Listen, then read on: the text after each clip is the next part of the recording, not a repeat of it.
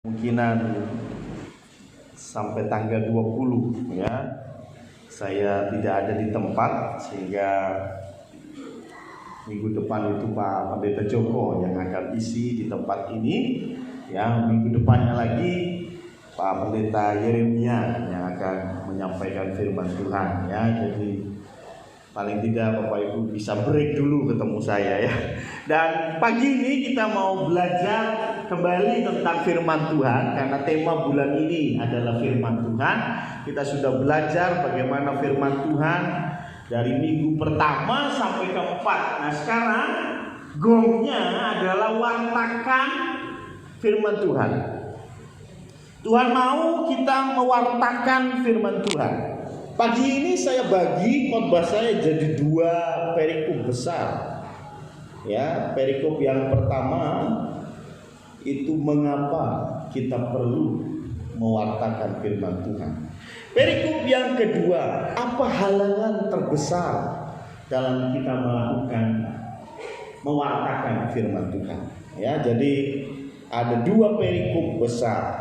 Perikop pertama, pertanyaan simple. Mengapa? Why? Kenapa? Karena ada banyak yang bingung, yang bertanya dan bahkan menganggap mewartakan firman Tuhan itu jadi problem di dalam masyarakat. Beberapa minggu yang lalu, mungkin belum ada seminggu, ada satu anak muda yang WA ke saya. Pak Pendeta, kenapa agama cenderung destruktif, cenderung merusak daripada konstruktif, daripada membangun? Saya tahu anak muda ini bertanya karena dia melihat apa yang ada di lapangan. Agama seringkali bukan menjadi penyatu, tapi malah pemisah. Agama menjadi pemisah dan membuat orang satu dengan yang lain berseteru, gitu ya. Sehingga anak muda ini bertanya, kenapa Pak Pendeta agama lebih banyak merusak, destruktif daripada membangun? Itu pertanyaannya. Ya memang ya, kalau kita lihat di dalam lapangan memang betul. Tapi saya kasih contoh beberapa poin bahwa kalau kita mau eksklusif, harus setiap agama harus eksklusif. Buat saya Kristen itu paling benar. Amin. Ya iyalah ya. Masa saya bilang ya Buddha itu yang paling benar. Yang ngapain saya jadi pendeta ya? Yang ngapain saya jadi orang Kristen? Jadi kita sebagai orang Kristen harus katakan bahwa agama kita itu paling benar, betul. Tapi eksklusivitas kita itu ke dalam. Kita jangan memaksa orang punya pendapat yang sama dengan kita. Kalau kita memaksa orang punya pendapat yang sama dengan kita, itulah permulaan kehancuran. Setuju? Buat saya, agama saya paling benar. Saya punya tante, punya om Muslim. Buat mereka, Nabi Muhammad yang paling benar. Ya silakan, be my guest, please silakan. Ya, saya nggak memaksa. Satu itu. Yang kedua, agama akan jadi problem, agama akan jadi masalah kalau kita nggak mau berpikiran terbuka. Ada satu iklan yang pakai kata pokoknya. Kalau sudah pakai pokoknya itu repot. Itu nggak ilmiah, itu nggak berbobot. Ya. Kok iso ngene? Is pokoke. Itu orang yang berpikiran sempit, ya. Pokoke, nek sono pokoke iki repot. Ada yang kira-kira tahu iklan apa yang pakai pokoknya? Iklan rokok. Pokoknya puas, ya kan? Ya, iklan rokok pokoknya puas. Mau dikasih tahu ini merusak, ini itu orang urusan, pokoknya puas. Nah, ini repot. Ya, kalau sudah pakai kata pokoknya repot. Diajak dialog marah, ya. Diajak ayo kita logika sederhana marah, ya. Ini repot. Ini akan menjadi masalah. Saya harap kita jadi orang Kristen jangan begitu ya. Ya. Kita hormati, mereka punya pendapat lain silakan. Tapi jangan juga kita menutup diri. Ayo kita mau diskusi. Tapi kembali ke pertanyaan, mengapa? Why? Kita perlu wartakan firman Tuhan. Matius 28 ayat 18 sampai dengan 20. Ini jawabannya. Saya akan baca ayat 18, 19 Bapak Ibu sekalian, 20 saya lagi. Seperti biasa kita bersaut-sautan. Matius 28 ayat 18 sampai 20. Demikian firman Tuhan. Yesus mendekati mereka dan berkata, "Kepadaku telah diberikan segala kuasa di surga dan di bumi.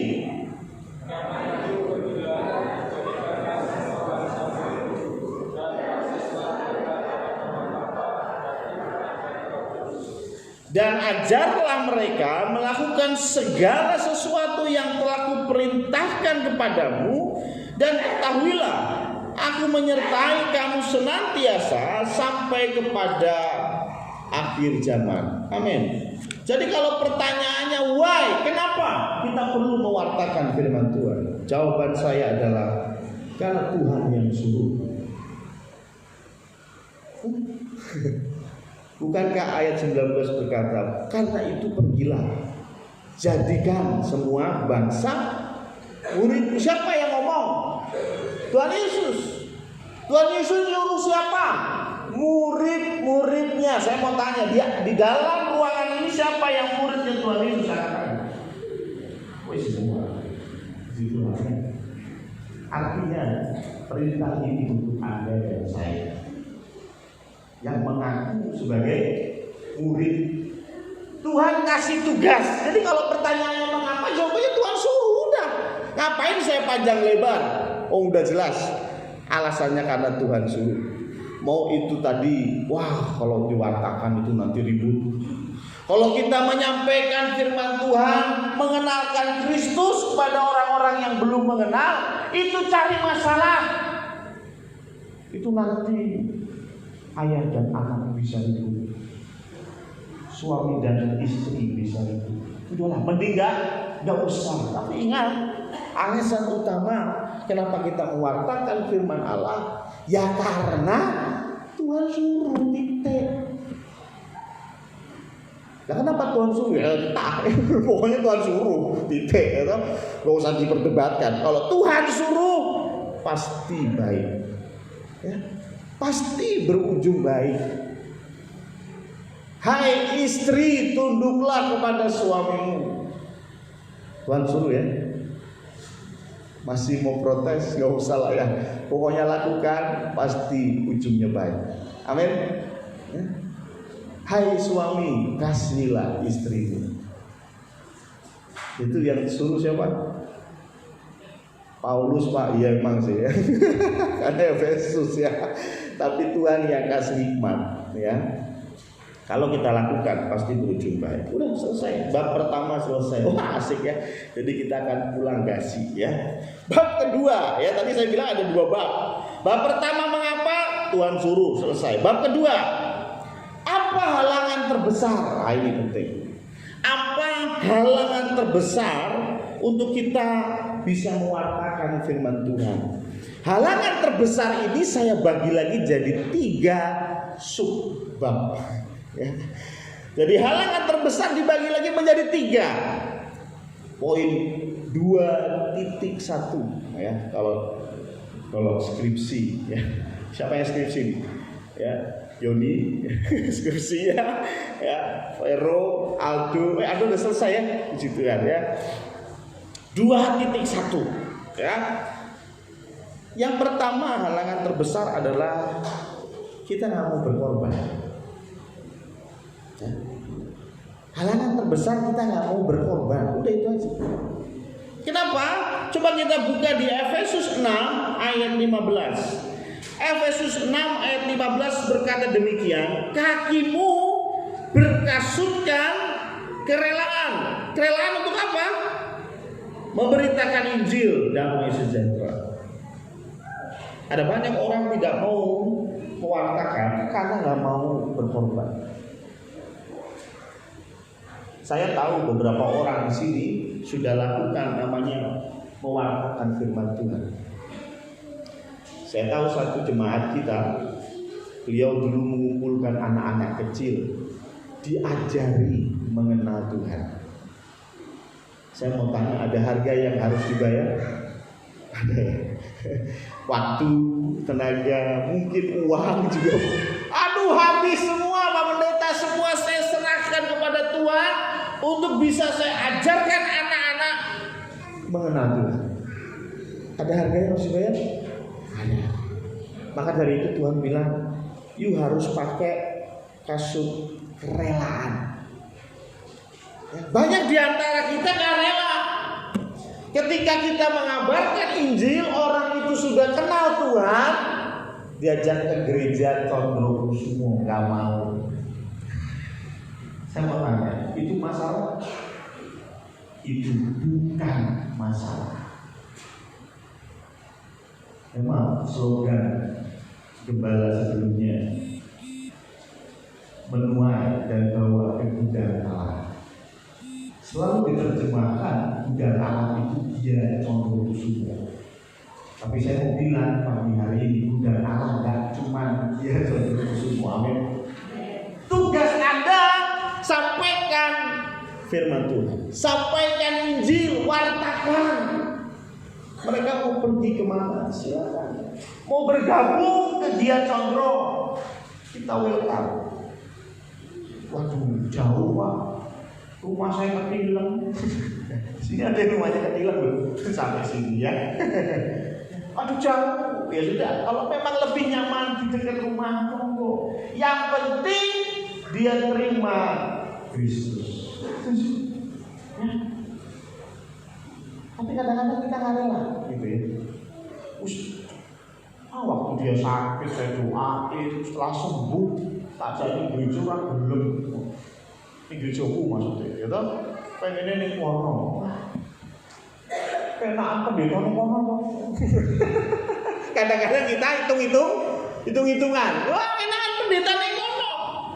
Ya kalau bicara begitu, tadi sudah disampaikan selamat datang kepada Pak Mas Haryadi. Saya tuh manggilnya Mas Haryadi ya, karena beliau itu senior saya. Ya, Mas Haryadi ini tahun 90-an ya Mas ya, 90-an beliau pemusik di sini ya. Waktu beliau pemusik, Mas Ukung aja belum jadi orang ya. Ya, Mas Ukung aja belum jadi orang ya, nggak tahu tuh jawabannya. Maksudnya masih kecil gitu ya. Kita masih ini, saya masih SD. Anda bayangkan saya SD ikut bareng ya. Itu Mas Haryadi di sini. Digembalakan oleh Pak Pendeta Joko. Setelah menikah kemana? Pergi ya Mas ya. Kalau kita hitung-hitungan, aku sih mau pengen Pak Joko ya. Aku sih mau pengen. Saya ini nikah, lu mau jadi majlis Bejolio ya. Ya kan? Kalau kita hitung-hitungan, aduh, nggak rela. Jadi malas mewartakan firman Tuhan. Ingat, mewartakan firman itu perintah Tuhan, titik. Kita nggak usah mikir untung ruginya. Sampaikan sudah. Ya. Mungkin di antara ibu-ibu sekolah minggu kadang ada rasa itu. Saya pernah mendengar curhatan ibu sekolah minggu, guru sekolah minggu. Bagaimana mereka harus menanamkan firman Tuhan pada anak-anak remaja mereka hilang. Ya, remaja mereka hilang. Aduh, sepertinya pekerjaanku sia-sia. Sepertinya saya tiap minggu ngajar di sekolah minggu kayaknya nggak ada hasilnya.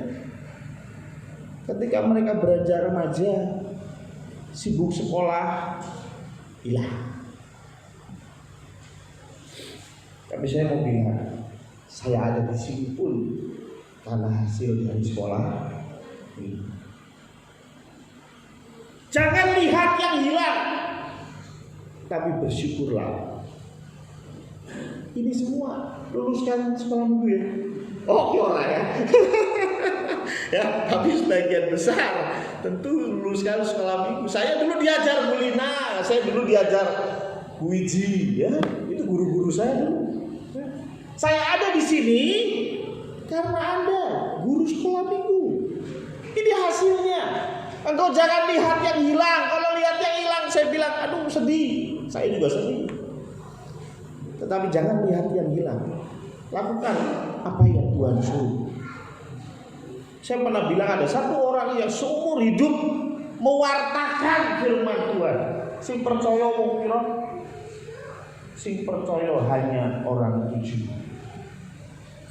Seumur hidup dia wartakan firman Tuhan, 500 tahun usianya. Bayangin ya, 500 tahun jadi guru sekolah minggu ya. Ya, ngajarin, udah gede hilang. Yang percaya cuma 7 orang, istrinya, anaknya 3, mantunya 3. Wis nikah. Sama sini. Oh. Tapi Nuh tetap happy karena dia punya kerelaan untuk melakukan itu. Jadi poin 2.1, maukah kita berkorban? Jangan berkata, jangan bangga, jangan sombong ketika kita bisa bawa jiwa ke rumah Tuhan. Oh, saya ini sudah mentobatkan 50 orang. Ingat 1 Korintus 12 ayat yang ketiga bagian B. Dan tidak ada seorang pun yang dapat mengaku Yesus adalah Tuhan selain oleh Roh Kudus. Jadi kalau Anda ngomong dan orang itu terima Tuhan Yesus, itu bukan pekerjaan Anda. Tugas Anda, firman Tuhan bilang, menanam dan menyiram. Tapi yang menumbuhkan siapa? Tuhan. Ya. Tugasmu menanam. Guru sekolah minggu, guru remaja, saya tugasnya menanam. Tiap hari kita ketemu hari Minggu, saya menyiram. Tapi sorry, saya nggak punya kapasitas untuk menumbuhkan. Kalau Anda tumbuh, itu karena Tuhan, bukan karena saya, bukan karena guru sekolah minggu. Jangan ada yang sombong kalau sudah berhasil mentobatkan sekian orang.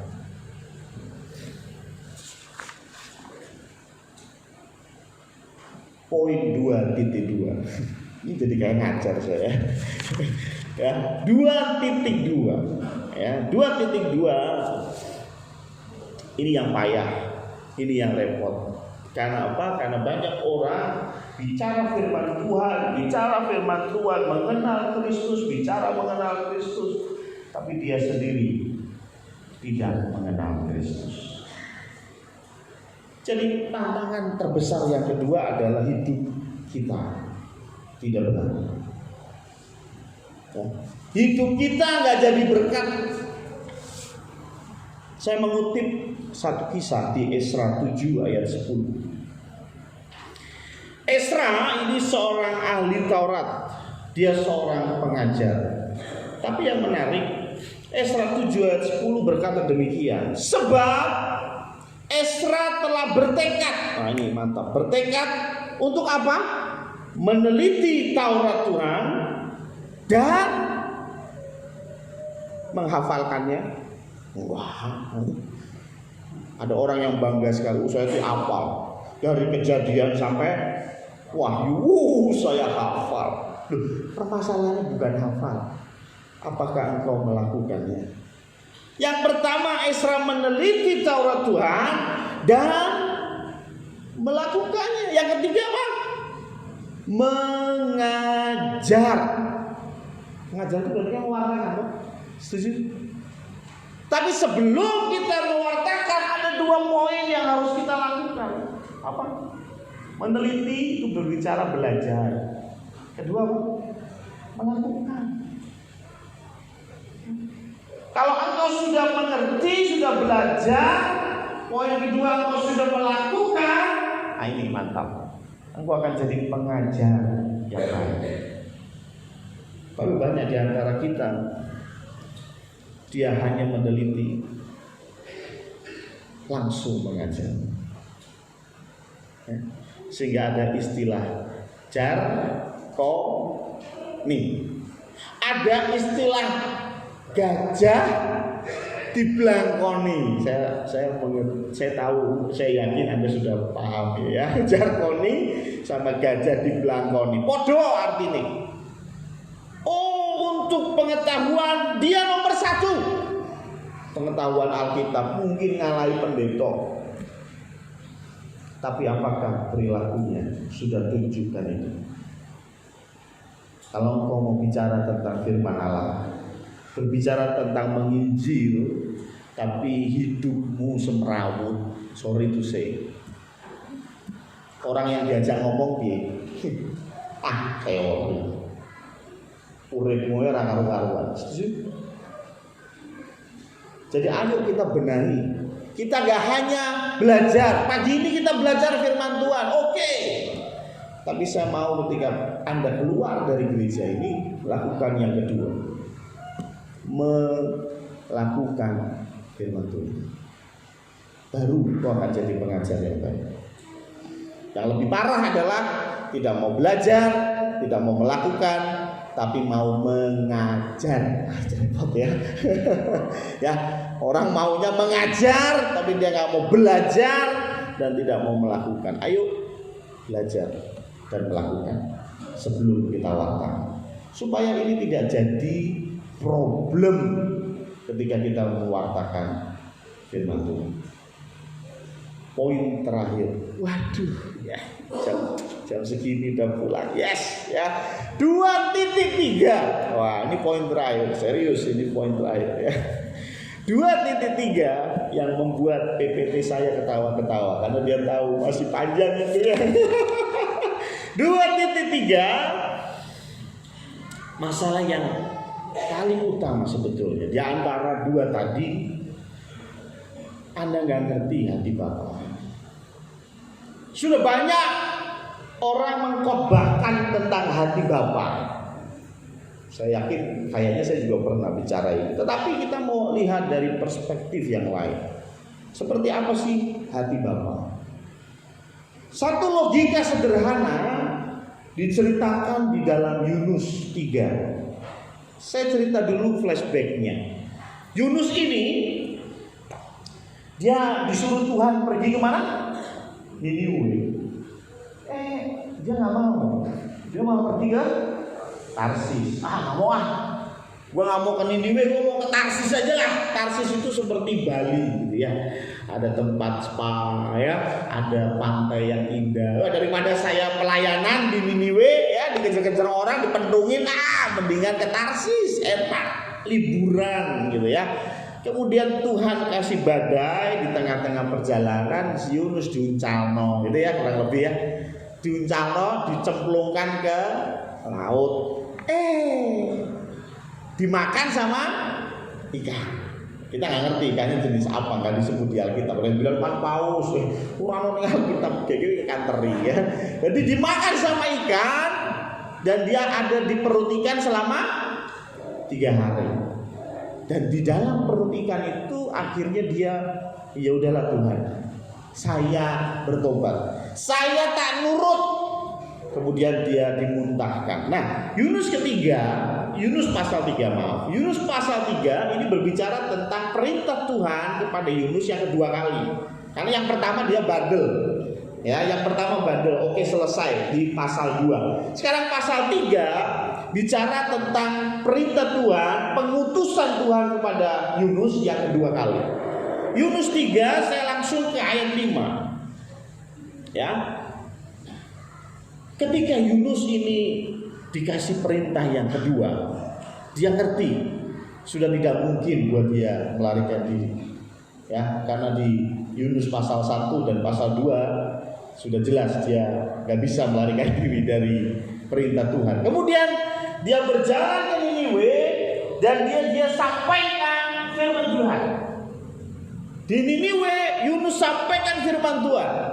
Niniwe ini kotanya besar. Dikatakan di firman Tuhan 3 hari perjalanan untuk melintasi kota. Itu gede, ya besar.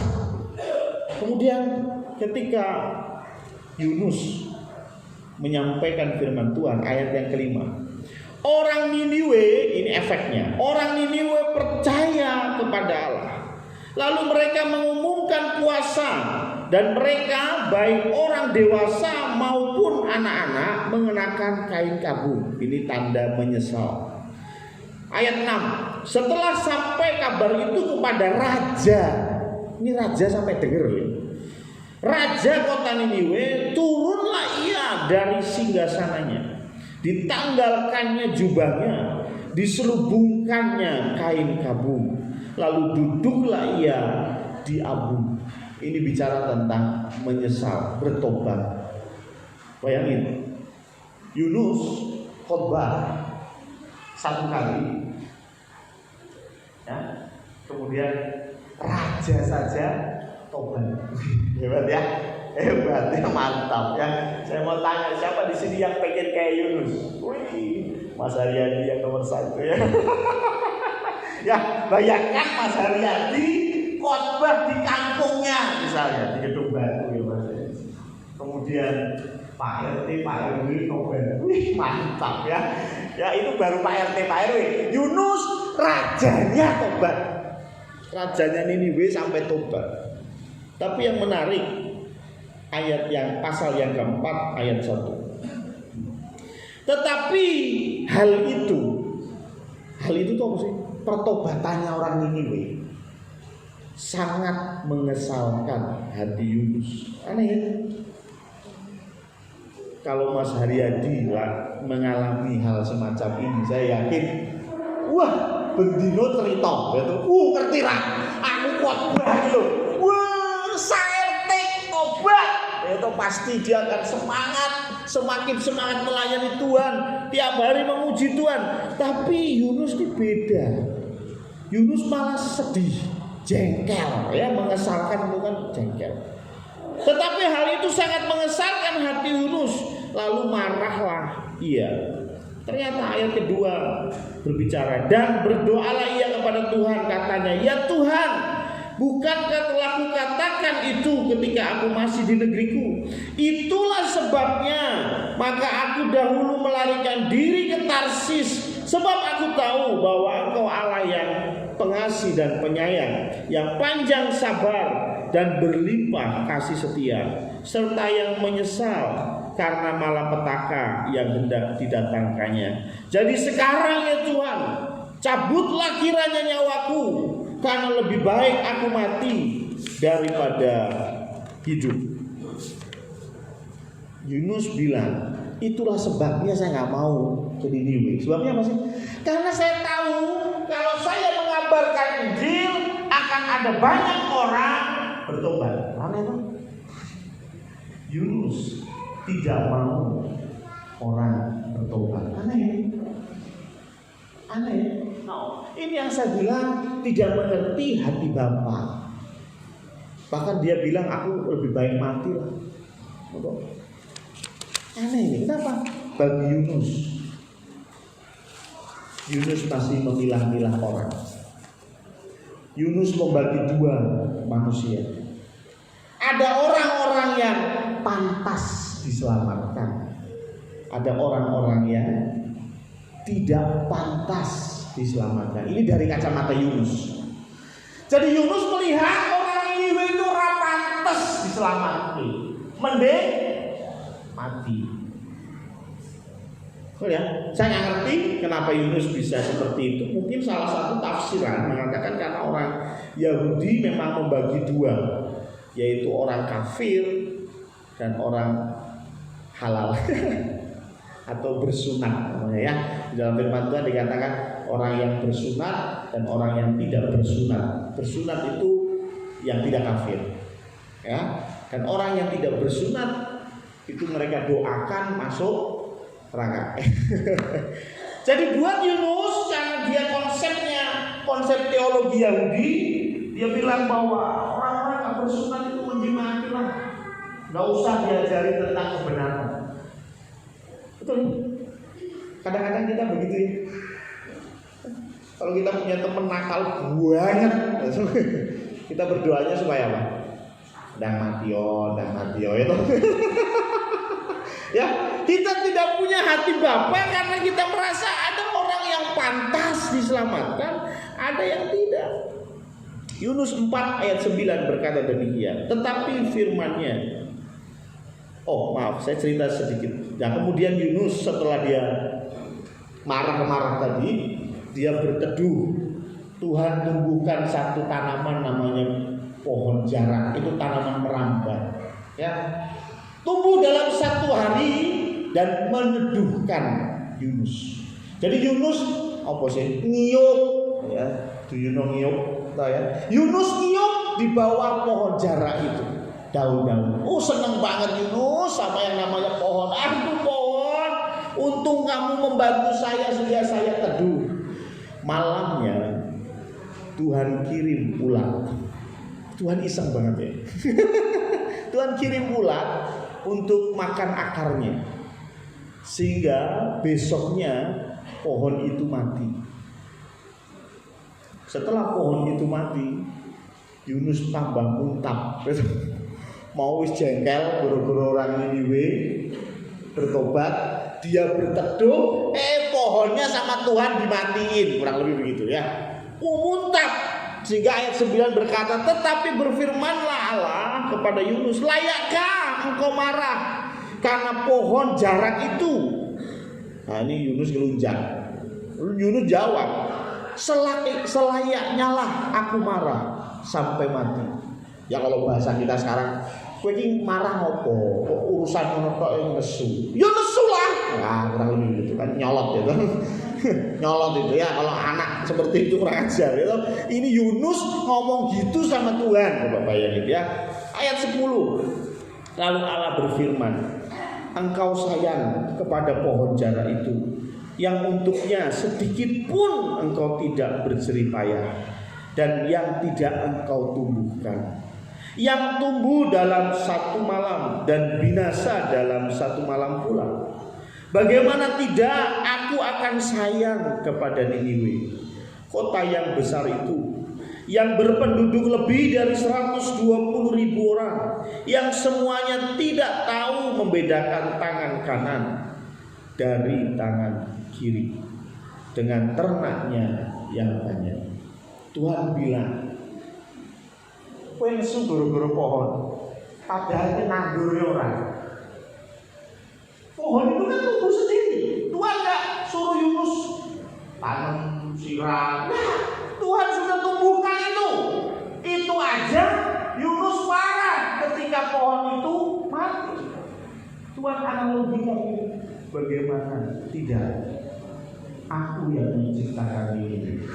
Aku yang menciptakan 120.000 orang. Waktu 3 hari kemarin ada seminar perlindungan anak. Yang ahli di sini masuk ya, perlindungan anak ya. Kalau saya perlindungan ini punya anak gitu ya. Ya, masuk ini perlindungan anak dan ada seminar ya kemarin 3 hari. Salah satu seminar itu membahas tentang Salomo. Bagaimana ada 2 ibu rebutan bayi, ingat lah cerita itu pasti ingat lah ya. Rebutan bayi, kemudian Salomo bilang, yo wes timbang gegeran, wes disigar lah, benar ya? Dipotong saja bagi 2, kamu separuh, kamu separuh. Disitulah hati ibu muncul. Hati ibu bilang apa? Ya sudah, ambil saja, saya nggak usah, nggak apa-apa. Daripada anak itu mati. Kenapa ibu bisa bilang begitu? Loh, karena saya yang mengandung, saya yang ngopeni dari rahim, saya yang melahirkan dia. Yang ibu satunya karena memang bukan ibunya, setuju aja ya, udah potong aja bagi 2, begitu kan? Tapi ibu yang asli pasti punya hati seorang ibu, hati seorang bapak. tuh. Mungkin kita memandang orang, lu jengkel itu mending mati aja lah, mending lu ke laut aja sana. Itu bahasa gaulnya. Tapi rupanya hati Bapak tidak begitu. Saya belajar tentang hati Bapak dari satu tokoh namanya Musa. Saya memandang cerita ini dengan takjub. Bilangan 16 ayat yang pertama. Bilangan 16 ayat yang pertama bicara tentang Musa. Ada yang tahu yang Musa ya? Nggak perlu saya jelasin backgroundnya, tapi kurang lebih Musa ini mimpin orang Israel 600.000 orang laki-laki, kemungkinan 2-3 juta orang yang dipimpin oleh Musa. Menarik, Bilangan 16 ayat 1. Korah bin Yitsar bin Kehat bin Lewi beserta Datan dan Abiram, anak-anak Eliab, dan On bin Pelet, ketiganya orang Ruben, mengajak orang-orang untuk memberontak melawan Musa. Ini ayat yang kedua. Untuk memberontak melawan Musa beserta 250 orang Israel, pemimpin-pemimpin umat. Jadi yang dikomporin itu pemimpin-pemimpin umat itu, yaitu orang-orang yang dipilih oleh rapat, semuanya orang-orang yang kenamaan. Ya, jadi ada satu koalisi. Ya, saya nggak bicara politik yang sedang terjadi di Jakarta, di negara kita yang sedang demo-demo. No, saya tidak bicara itu. Tapi saya bicara ada 3 orang pentolan, namanya Korah, kemudian Datan, sama Abiram. Jadi ada 3 orang. 3 orang ini ngompor-ngomporin 250 orang. Nah, ini tadi ya, ayat 3-nya ya. Ada 250 orang yang termakan gitulah ya oleh omongannya si Korah. Untuk apa? Untuk memberontak melawan Musa. Musa ini sebetulnya nggak mau ya jadi pemimpin, dia kan waktu diutus sama Tuhan juga dia bilang, Tuhan, saya ini tidak pandai bicara, ya Tuhan jangan saya, yang lain aja gitu ya. Kita senang dengan satu ayat ya, Tuhan ini aku, utuslah aku. Mantap. Saya kasih tahu Musa nggak gitu. Ya, Musa ketika disuruh Tuhan, Musa bilang, Tuhan jangan saya dong, yang lain aja gitu. Ya, saya nggak bisa. Tapi Tuhan tetap memilih Musa. Dan ketika Musa melayani atau memimpin orang Israel, ada 3 orang plus 250 orang, itu semua orang-orang kenamaan, orang-orang penting, orang-orang terpandang. Mereka ngapain? Memberontak. Oke. Yang pertama mereka protes adalah masalah imam. Ya, masa sih yang ngurusin bait Allah harus orang Lewi? Well, bukankah kita ini bangsa yang kudus? Semua ini kudus. Padahal Tuhan sudah pilih Lewi. Nah, itu akhirnya singkat cerita mereka menghadap kepada Tuhan dan masih sabar lah, masih sabar. Tapi yang kedua, tambah gak sabar Musa, karena mereka bilang begini, Musa, kamu memimpin kami keluar dari tanah yang kaya akan susu dan madu. Ini menarik. Mereka bilang, Musa, kamu bawa kami keluar dari tanah yang penuh dengan susu dan madu untuk membawa kami ke padang gurun. Ini waktu itu masih keleleran. Ini bahasa Inggris keleleran ya. Masih keleleran gitu ya, di padang gurun ya. Artinya mereka berpikir tanah yang kaya akan susu dan madu itu mana? Mesir ya. Makanya mereka protes, Musa loh, dia enak-enak di Mesir kok dijak panasan ini. Aku tambah ireng, tambah geri, ya toh? Nyalahke sapa? Musa. Ya, kamu membawa kami keluar dari tanah susu dan madu untuk membawa kami ke padang gurun. Kadang-kadang ketika kita tinggalkan dosa, kita masuk ke dalam terang, serta merta enak. Sometimes kita akan melihat enak biar pas aku ngapusi, ya, uripku enak, itu enak biar pas aku nyolong, ya. Ini kurang lebih kata-katanya kurang CS gitu loh ya. Sehingga Musa marah, ya, karena buat Musa, aduh, saya ingin bawa kamu untuk ke tanah yang dijanjikan, tapi kamu malah berpikir tanah yang baik itu di Mesir. Maka dari itu Musa marah. Kita baca di Bilangan 16 ayat 15. Dan gak cuma marah loh, lalu sangat marahlah Musa. Mungkin diterjemahkan bahasa Jawa, lalu Musa muntah. Ya, Musa muntah gitu ceritanya, ya. Bisa Anda bayangkan lah kalau posisi Anda di Musa. Dan dia berkata kepada Tuhan, janganlah perhatikan segala persembahan mereka. Ya wajar lah, Musa marah. Musa bilang, wis Tuhan, wis ngomong gue rasa digubris, bener ya? Kurang lebih gitulah bahasa sehari-harinya, gitu.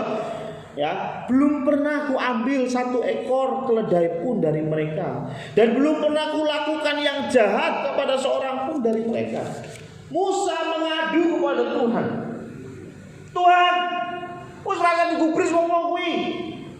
Gak usah kamu dengar doa mereka. Aku ini sudah berbuat baik. Aku gak pernah nyakitin mereka. Aku gak pernah curangi mereka. Lihat apa yang mereka lakukan kepadamu.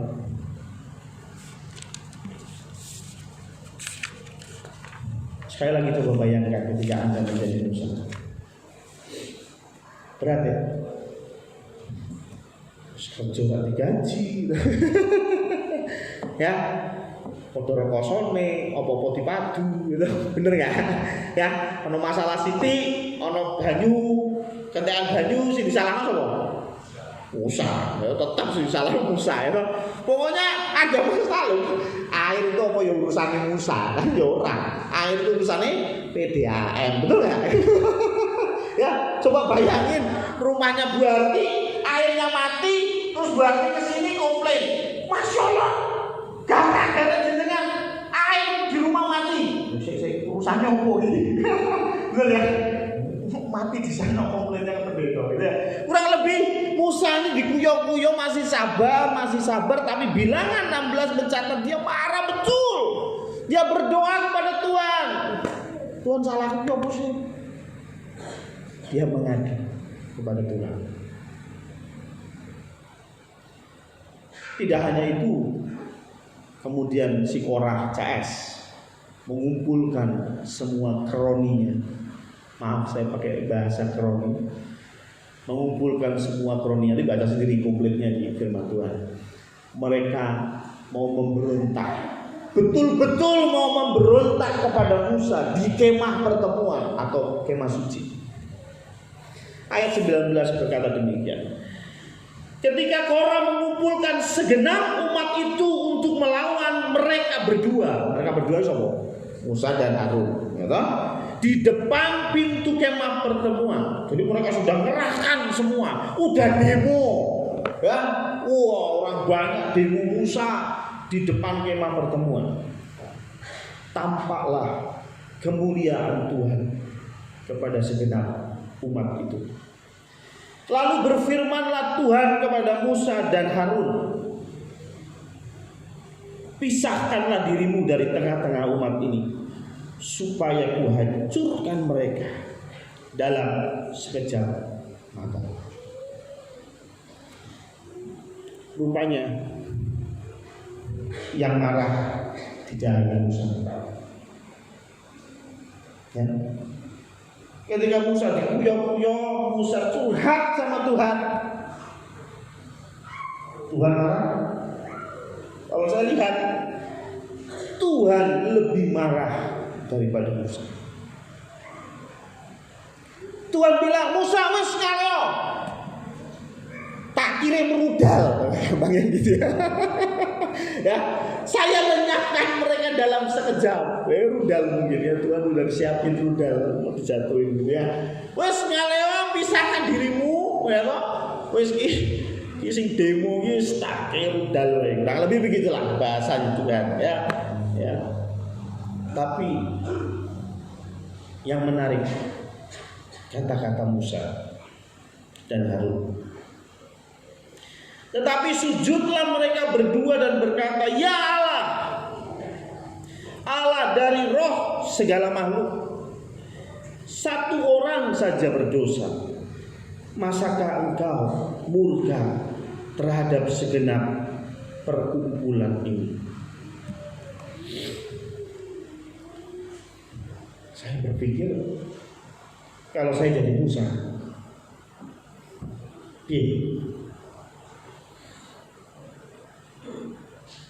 Musa ngaleo, tak kirim rudal. Kira-kira kita yang di dalam posisi Musa gimana? Kita udah kerja benar, kita udah kerja serius, semua protes, ya kan? Yang protes bukan anak-anak kecil, yang protes ini pembesar. Mereka protes mau menggulingkan Musa dan Harun. Sampai Musa yang begitu lembut, dia bilang, katakan sangat marah, muntah. Kalau saya ada di Musa, saya bilang, siap Tuhan, jatuhkanlah rudal, gitu ya. Betul ya? Syukur Tuhan ngamuk, ya toh, kowe kena asap, kan ngono ya. Nah, itu yang sering kali pendeta sampaikan. Wow, beneran, ya toh.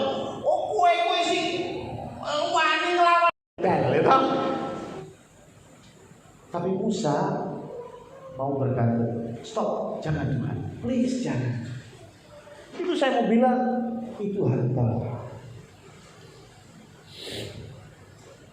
Saya yakin kalau kita punya anak kita nakal pol, stop. Kayak masalah di kampung, wong tua ora hormat, entek duit.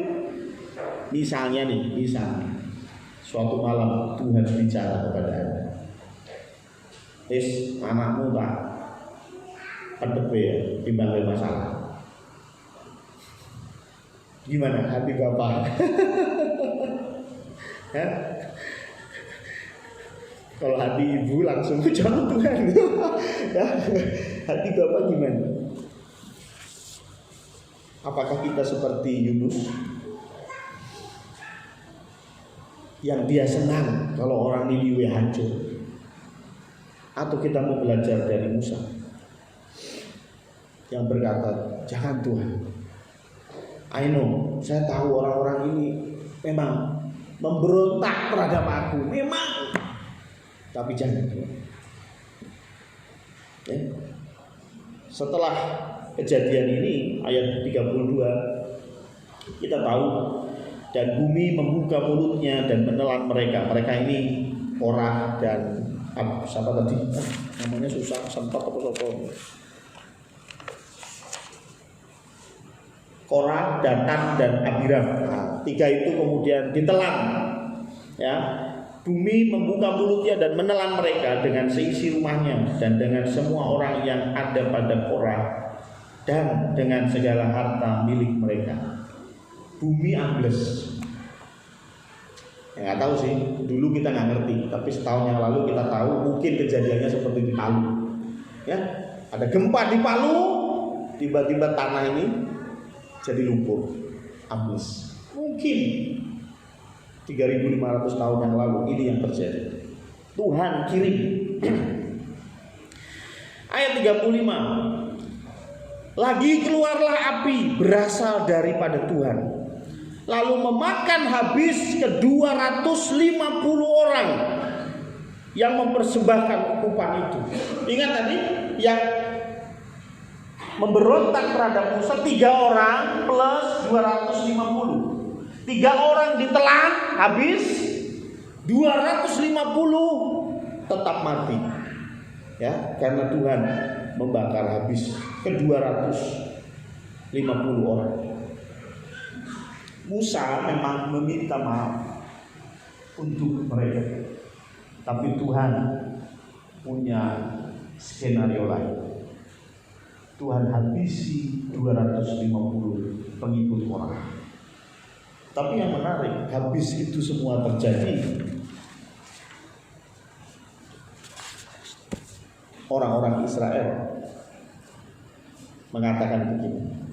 Tetapi pada keesokan harinya, ayat 1, tetapi pada keesokan harinya bersungut-sungutlah segenap umat Israel, yang lain sungut-sungut, kepada Musa dan Harun, kata mereka, ini mereka nuduh, kamu telah membunuh umat Tuhan. Siapa yang dimaksud umat Tuhan?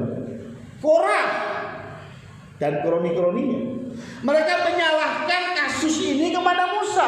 Mereka di sini umat Israel secara umum. Bayangin coba. Si bunuh Tuhan. Musa ini jalur makhluk ya, sudah ya. Tapi Musa bilang jangan Tuhan. Tapi Tuhan punya kehendak lain. Tuhan bunuh semua habis. Dan orang Israel menyalahkan. Wes piye coba? Nek kowe dadi Musa piye sono tae? Ini aku wis muntap yakin. Ya, nah aku wis muntap itu. Waduh, pasti marah besar. Pasti ada rasa benci. Tapi yang menarik, ayat yang ke-44. Maka berfirmanlah Tuhan kepada Musa, pergilah dari tengah-tengah umat ini, supaya kuhancurkan mereka dalam sekejap mata. Sekali lagi Tuhan bilang, teruslah rasa kakean beban, kayak lungo kita antai, ya, kurang lebih begitu ya. Ya, kayak lungo kita antai, santai rawis, ya, kurang lebih Tuhan bilang begitu, ya. Lalu sujudlah mereka. Mereka di sini Musa dan Harun. Ayat 46. Berkatalah Musa kepada Harun, ambillah perbaraan, bubuhlah api ke dalamnya dari atas mezbah, dan turuhlah ukupan, dan pergilah dengan segera kepada umat itu. Ngapain? Dan adakanlah pendamaian. Ini umat udah kurang ajar. Umat udah kurang ajar itu. Bahkan Tuhan bilang, wis tandai aku lah. Orang mau Korah sama kroninya, semua akan saya habisin. Tuhan sudah bilang begitu. Tapi Musa bilang kepada Harun, ayo lakukan pendamaian coba. Luar biasa. Kalau Anda di posisi Musa, saya pikir sulit ya. Saya pikir kedagingan kita muncul ya, dan kemudian kita rasano goro-goro kowe nentang aku. Kadang-kadang kesombongan kita muncul. Tapi Musa punya hati yang luar biasa. Musa berdoa supaya tidak habis. Ya. Ayat 49 berkata, dan mereka yang mati kena tulah itu ada 14.700 orang banyaknya. Tetap ada yang mati. Musa meminta ampun, tapi tetap ada yang mati. Ini sebagai pelajaran bagi orang Israel supaya tidak menentang Musa. Ada 14.700 orang yang mati. Tapi di sini kita mau belajar dari Musa. Kenapa kita harus belajar dari Musa? Karena firman Tuhan seperti lagu yang tadi dinyanyikan oleh Pak Marmo dan kawan-kawan. Saya nggak tahu ya, saya nggak ngerti ada lagu ini. Tapi itu pas dengan ayat penutup yang saya berikan pagi hari ini. Markus 16 ayat 15 sampai 18. Lalu Tuhan Yesus berkata kepada mereka, kepada murid-muridnya, pergilah ke seluruh dunia, Beritakanlah Injil kepada makhluk. Kalau kita memberitakan Injil kepada makhluk, siapa yang percaya dan dibaptis akan diselamatkan, tetapi siapa yang tidak percaya akan dihukum. Ayat 17. Tanda-tanda ini akan menyertai orang-orang percaya. Mereka akan mengusir setan-setan demi namaku. Mereka akan berbicara dalam bahasa-bahasa yang baru bagi mereka. Mereka akan memegang ular, dan sekalipun mereka minum racun, mereka tidak akan mendapat celaka. Mereka akan meletakkan tangannya atas orang sakit, dan orang itu akan sembuh. Kuasa yang seperti ini Tuhan berikan kepada siapa? Orang-orang yang mau menginjil. Jangan amini ayat 17 dan 18 toh. Wah, saya nek minum racun orang bakal mati. Tapi injil orang mati yo gitu. Paham ya? Tuhan janjikan apa? Pergilah ke seluruh dunia, aku akan menyertai. Nah, kalau kamu tidak pergi, kamu tidak mengabarkan Injil, kira-kira disertai Tuhan nak? Ya ora lah, aman. Dan saya tahu ketika engkau mengerjakan, mewartakan firman Tuhan, engkau akan diberi kuasa. Siapa yang menyentuhmu akan menyentuh Tuhan. Engkau akan seperti Musa.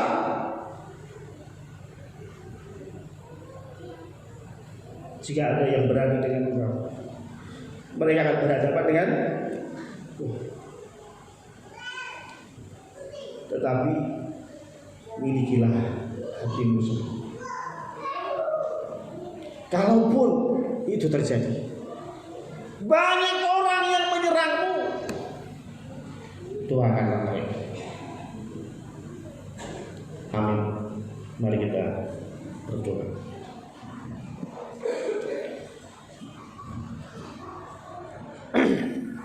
Tuhan adalah Bapa.